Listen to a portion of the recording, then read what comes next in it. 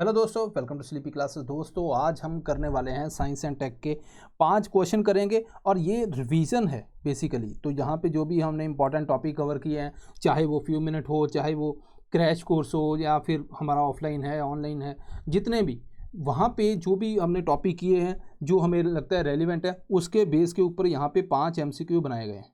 तो यहाँ पे आपको ध्यान देना, इवन जो कुछ प्रीमिक्स हैं जो पुराने हैं उसके अंदर कोई क्वेश्चन है तो वो भी मैंने कोई रिपीट किया है। चलिए यहाँ पे बात करते हैं दोस्तों कि आपको कितना उसके अंदर समझ आता है कितना नहीं, तो उसके ऊपर बात करेंगे। पहला है consider the following statement in context of gravitational waves. अब रिसेंटली लीगो न्यूज़ में था, ठीक है, लीगो के बारे में जो है इंपॉर्टेंट इन्फॉर्मेशन आई, तो इसीलिए इसके ऊपर क्वेश्चन भी है। तो यहाँ पे पहली स्टेटमेंट कहता है every massive object that accelerate produce gravitational waves. आप इसको स्टॉप कीजिए वीडियो को और इसका आंसर देने की कोशिश कीजिए। Human car aeroplanes also produce gravitational waves, electromagnetic radiation detected by LIGO observatory. तो 1 2 2 3 3 ऑल ऑफ द अबव। तो यहाँ पे दोस्तों जो अपना आंसर आता है वो बेसिकली आता है 1 and 2 ओनली।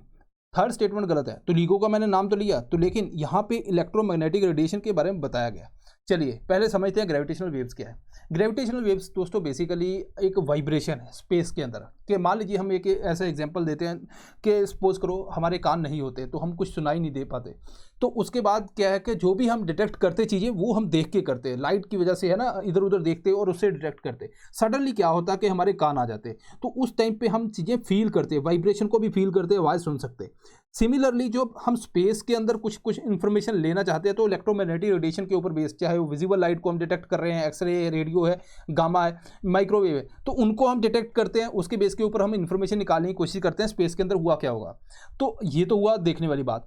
अब मान लीजिए कि अब यहाँ पे भी कुछ अगर हम सुन सके, ठीक है, वाइब्रेशन फील कर सकें, तो वो कान का काम है।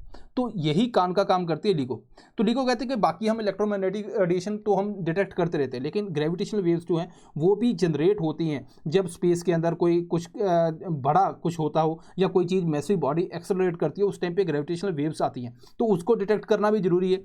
तो यहाँ पे हम बात करते हैं कि जो कौन कौन सी कैसी एक्टिविटी, जैसे मान लीजिए स्टार एक्सप्लोड किया है ना, सुपरनोवा एक्सप्लोजन हुआ उस टाइम पे, या फिर कुछ बिग स्टार ऑर्बिट कर रहे हैं, ब्लैक होल जो है मर्ज हो रहे हैं, कुछ ऐसा, तो उस टाइम पे ग्रेविटेशनल वेव डिटेक्ट करने को मिलती हैं। ये यूपीएससी के अंदर क्वेश्चन आ चुका है, ठीक है, लीगो के ऊपर भी क्वेश्चन आ चुका है। यहाँ पे तीसरी बात इंपॉर्टेंट, जैसे मान लीजिए ह्यूमन कार्स हैं, एरोप्लेन्स हैं, ये भी तो एक्सेलरेट करते हैं, क्या ये भी ग्रेविटेशनल वेव्स जनरेट करते हैं? तो यहाँ पे इसका कहना है कि हाँ करते हैं, बट वो बहुत स्मॉल होती हैं, हम डिटेक्ट नहीं कर पाते। तो क्विकली अगर मैं यहाँ पे जाऊँ तो ये इलेक्ट्रोमैग्नेटिक रेडिएशन से इनका कोई लेना देना नहीं, तो यही वाली चीज़ जो है वो हमारी गलत होगी, ठीक है। तो यहाँ पे अगर completely unrelated to electromagnetic radiation, तो ये है ये लीगो। अब ये वाला जो है मैं बार बार क्यों इसको लाइन को अंडरलाइन कर रहा हूँ, क्योंकि लीगो की जो ऑफिशियल वेबसाइट है वहाँ से ये लिया गया है, तो ये आपको ध्यान देना है। ओके, अब सेकंड क्वेश्चन से पहले दोस्तों जो रैपिड रिवीजन के रिवीजन कैसे करें, है ना, बच्चों को ये दिक्कत आती है कि बहुत से बच्चे जब हम जूम सेशन वगैरह करते हैं, डिस्कशन होती है, बच्चों से कहते हैं कि सर हम रिवाइज कैसे कर पाएँ, तो हमें कन्फ्यूज़ हो जाते हैं या फिर कैसे करें। तो यहाँ पे हर सब्जेक्ट के ऑलमोस्ट 200 टॉपिक, तो टोटल 1500 टॉपिक हम पूरे दिन के अंदर रिवाइज करेंगे। मतलब सुबह से लेकर शाम तक एक टीचर रहेगा, उसके बाद उसका दूसरा दिन रहेगा, इस हिसाब से कुछ सब्जेक्ट के अंदर 2 दिन लगेंगे, कुछ के अंदर 3 दिन। तो ये दोस्तों हमारा 26 अप्रैल से स्टार्ट हो रहा है और 10 मई तक ये चलेगा। तो यहाँ पे आप डिस्काउंट भी ले सकते हैं, तो यहाँ पे आपको डिस्काउंट भी मिलेगा, लेकिन आप उसके लिए आपको कोड यूज़ करना होगा प्रीलिम्स 2023। इसके अलावा अब कुछ स्टूडेंट का हो सकता है कि कोई एक सब्जेक्ट नहीं कवर किया, तो आप सब्जेक्ट वाइज भी इसको ऑप्ट कर सकते हैं और इसके ऊपर भी आपको 20% डिस्काउंट मिल जाएगा। तो यहाँ पे आप जैसे साइंस एंड टेक अगर आपने लेना है तो आपको लगता है कि साइंस एंड टेक बुक ही नहीं है कोई, तो कैसे करें, तो लास्ट टाइम के ऊपर हम 200 इंपॉर्टेंट टॉपिक जो हैं वो 2 दिन के अंदर कवर कर देंगे, ठीक है। अब अगर आप इसको शेड्यूल देखना है तो जैसे मान लीजिए 28 और 29 को साइंस एंड टेक का होगा, उसके बाद देन पॉलिटी, ज्योग्राफी, तो ये सारे इस तरह से चलेंगे, तो आप ज्वाइन कर सकते हैं अगर चाहते हो तो। लेकिन अब सेकंड क्वेश्चन की तरफ बढ़ते हैं। ये क्वेश्चन ग्लूटेन से रिलेटेड है, ठीक है। ग्लूटेन से रिलेटेड आपको पता है कि आजकल ऐसा फैशन आ गया है कि कोई भी डाइट है इसके अंदर ग्लूटेन नहीं है, ये खाएंगे वो खाएंगे। तो यहाँ पे पहला जो स्टेटमेंट है वो कहती है कि इट मेक्स डो इलास्टिक, ठीक है, and gives bread ability to rise during baking. Then gluten free diet can give huge boost to the performance of the lead. 1 only, 2 only, both 1 and 2, none of the above. तो यहाँ पे इसको आप attempt कर सकते हैं। अगर हम देखें तो यहाँ पे सेकंड क्वेश्चन के अंदर क्या है, ह्यूज बूस्ट, ह्यूज कुछ नहीं है। ऐसा नहीं है कि ग्लूटन, अगर ग्लूटन फ्री आप डाइट है तो उससे बहुत ज़्यादा एक्स्ट्रा ऑर्डिनरी हो जाएगा, ठीक है, ये मिथ है। तो यहाँ पे थोड़ा बहुत चेंज होता है बॉडी के अंदर। अगर हम देखेंगे कुछ कोई प्रॉब्लम है, जैसे मान लीजिए किसी को सीलियक डिजीज़ है ना, या फिर कोई इंटेस्टाइनल प्रॉब्लम है, तो वहाँ पे कुछ काम कर सकता है, लेकिन ऐसा नहीं है कि एक्स्ट्रा ऑर्डिनरी इसके रिजल्ट है। तो पहली स्टेटमेंट तो ठीक है, लेकिन दूसरी नहीं। तो अगर हम ग्लूटन के बारे में बात करें दोस्तों, ये प्रोटीन की फैमिली के अंदर, तो यहाँ पे जैसे मान लीजिए वीट है, इसके अंदर ये काफ़ी ज़्यादा मात्रा के अंदर पाया जाता है। तो दो मेन प्रोटीन है ग्लूटन के टाइप की, अगर बात करूँ, ग्लूटिनिन है, ग्लाइडिन है। तो ग्लाइडिन जो है वो एडवर्स इफेक्ट हेल्थ के ऊपर कर सकता है, ठीक है। जब हम फ्लोर के साथ इसको मिक्स करते हैं, हम आटा गूंथते हैं, उसके बाद क्या होता है कि एक डो बनता है अच्छा खासा, और वो थोड़ा सा उसको आप खींच के देखोगे, अगर आपने वीट का आटा बना रहे हो, तो वो थोड़ा सा इलास्टिक रहता है। वो इलास्टिकनेस जो है वो डो को ये देता है, ठीक है, ग्लू लाइक प्रॉपर्टी देता है। तो ICAR ने क्या किया, technology for extraction of gluten from wheat dough, कि उन्होंने बोला कि वीट डो से हम जो है एक्सट्रैक्ट करेंगे। रीज़न क्या है, बहुत से लोग मल्टीग्रेन आटा खाते हैं, जैसे बाजरा, मेज, ज्वार वगैरह, ये सब मिला के, तो उसकी रोटी अच्छी नहीं बनती, तो वो भी अच्छी बनेगी, तो मज़ा आएगा, ठीक है दोस्तों।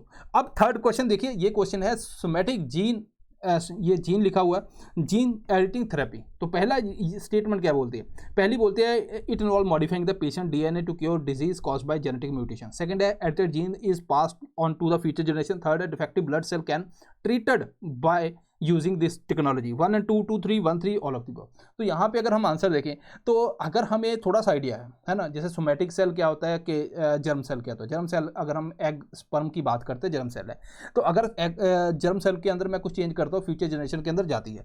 तो लेकिन यहाँ पे additive pass on to somatic cell, अगर आप ब्लड सेल है, ब्लड सेल के अंदर कुछ चेंज कर रहे हो, तो वो फ्यूचर के अंदर नहीं जाएगा। तो यहाँ पे जो सेकंड स्टेटमेंट इनकरेक्ट है, तो उसके बेस के ऊपर अपना जो है C is the right answer, ठीक है दोस्तों। ओके, तो ये वही बात है जो मैंने आपको ऑलरेडी बता दी है कि सोमैटिक और जर्म के अंदर आपको डिफरेंस पता होना चाहिए, बस इतना ही, यहीं से काम अपना हो जाता है।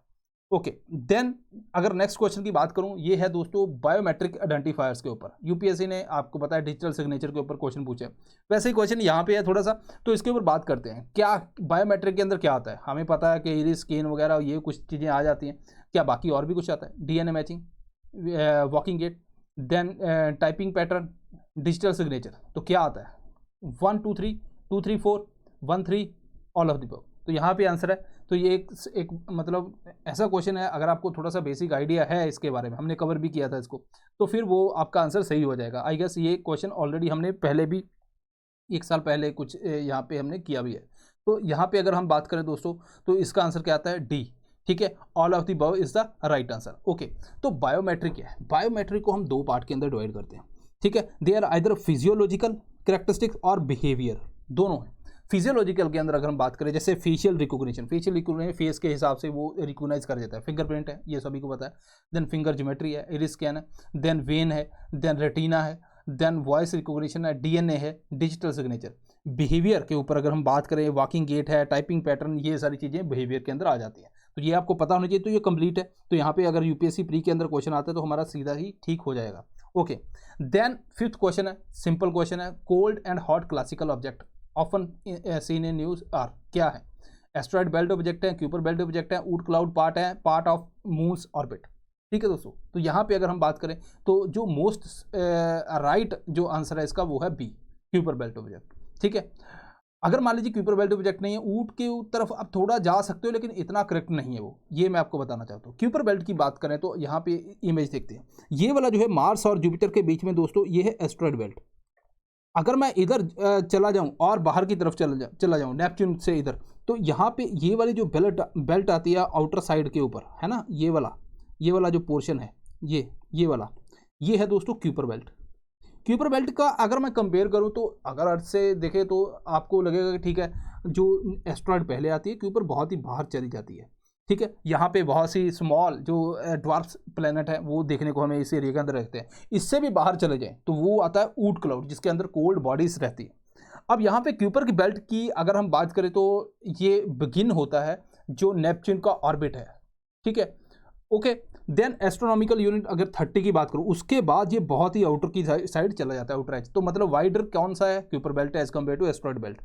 देन क्यूपर के अंदर आपको पता है क्योंकि सन से इतना दूर है तो रॉक, आइस, कॉमेट वगैरह यहाँ पे देखने को मिलते हैं। ड्वार्फ प्लैनेट यहाँ पे देखने को मिलते हैं क्यूपर बेल्ट के अंदर, जिसके अंदर आपके आ जाते हैं एरिस, मिकमेक, हौम्या, ये सब कुछ वहाँ पे हमें देखने को मिलता है। प्लूटो जो ड्वार्फ प्लैनेट है वो भी इस रीजन के अंदर देखने को मिलता है। रीजन, ठीक है। क्यूपर बेल्ट ऑब्जेक्ट की जब बात करते हैं तो क्या क्यूपर बेल्ट के जो ऑब्जेक्ट हैं, जैसे मान लीजिए एस्ट्रॉयड है तो एस्ट्रॉयड भी छोटे छोटे उस सर्कल के अंदर हैं, ऑर्बिट के अंदर है, तो क्या क्यूपर बेल्ट के अंदर भी छोटे छोटे ऑब्जेक्ट है? क्या ये इकट्ठे हो गए प्लैनेट नहीं बना सकते? देखो यहाँ पे अपना नेपच्यून है, नेपच्यून क्या करता है, उसकी ग्रेविटेशन है, तो ये छोटी छोटी बॉडी को इकट्ठा नहीं होने देता, वो थोड़ा सा उसको खींच के रखती है, जिसकी वजह से ये कभी भी इकट्ठी नहीं हो पाती। ठीक है, ओके। अब यहाँ पे दो टाइप के ऑब्जेक्ट हैं, एक कोल्ड क्लासिकल बोला जाता है, दूसरा है हॉट क्लासिकल। दोनों के बीच में डिफरेंस क्या है? ऐसा टेम्परेचर के ऊपर नहीं उन्होंने क्लासीफाई किया, उन्होंने ये बोला है कि मान लीजिए दोस्तों ये नेपच्यून है। अब यहाँ पे क्या होगा कि कुछ जो है ये क्यूपर बेल्ट के ऑब्जेक्ट हैं, कुछ जो है इसकी ग्रेविटी के थ्रू जो है थोड़ा सा अट्रैक्ट करेंगे, और उनको बोल दिया हॉट। जो अभी तक वो दूसरे जो अभी तक उसकी ग्रेविटी के साथ कुछ भी नहीं है, मतलब कभी भी नेपच्यून के उस ऑर्बिट के आसपास नहीं घूमे, तो उनको बोला जाता है दो जो कोल्ड क्लासिकल। ठीक है, never come very close to Neptune, वो क्या है? Cold classical. हॉट क्लासिकल क्या है? जिनको ग्रेविटेशन जहाँ इंटरेक्ट हुए हैं नेपच्यून के साथ, उसको बोलते हैं हम हॉट क्लासिकल। तो ये आपको ध्यान देना है। अब यहाँ पे आप मुझे ये बताइए, क्या एस्ट्रॉयड मिलके क्या प्लेनेट बना सकते हैं? ये आप कमेंट बॉक्स के अंदर बताना। तो ये क्वेश्चन है आज का, क्योंकि ऐसे क्वेश्चन यूपीएससी पूछ लेती है जो हमने सोचे नहीं होते, तो ये आपको ऑप्शन के अंदर बता सकते हो नीचे कमेंट बॉक्स के अंदर। So this is all, quickly इसलिए किया बिकॉज आपका भी टाइम कीमती है, तो आप स्टॉप कीजिए और उसका आंसर दीजिए। तो छोटा करने की कोशिश कीजिए। मिलते हैं नेक्स्ट टाइम। Thank you.